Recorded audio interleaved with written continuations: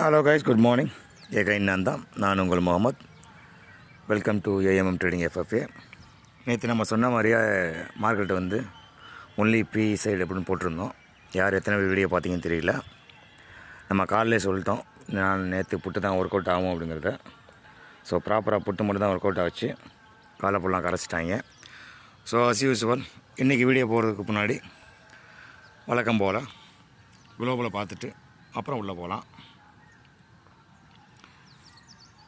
குளோபலை பொறுத்தளவுக்கு first Nasdaq வந்து நம்ம சொல்லியிருந்தோம் இல்லையா, திருப்பி அதே தான் சொல்கிறோம். அந்த 630 அங்கே சப்போர்ட் எடுத்து ஆல்ரெடி வந்து பவுன்ஸ் பேக் ஆகிருக்கு. ஸோ ஃபஸ்ட்டு ரெசிஸ்டன்ஸ் வந்து 21,970. இதுக்கு மேலே போகணும். அதாவது நேற்றே சொல்லியிருந்தோம் 22,000 வரைக்கும் போயிட்டு மறுபடியும் 21,900 ரிட்டர்ன் அடிக்கும். அதுக்கப்புறம் தான் அவனுக்கு பெரிய ஒரு ஃபுல் பேக் கிடைக்கும்.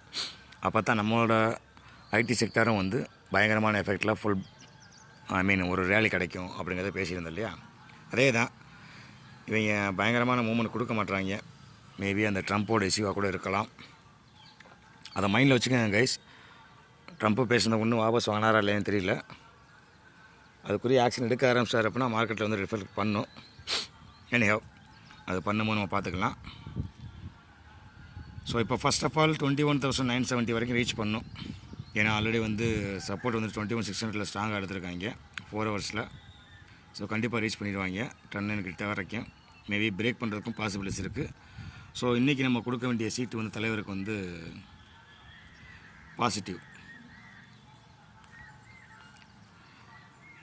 பட் அவர் டவ் ஜோன்ஸ் தான் வந்து கொஞ்சம் ஸ்ட்ரகிள் பண்ணுது வழக்கம் போல்.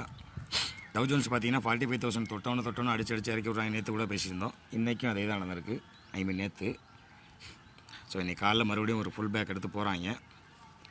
டே கைண்டில் பார்த்தோம்னா தெரியும் உங்களுக்கு.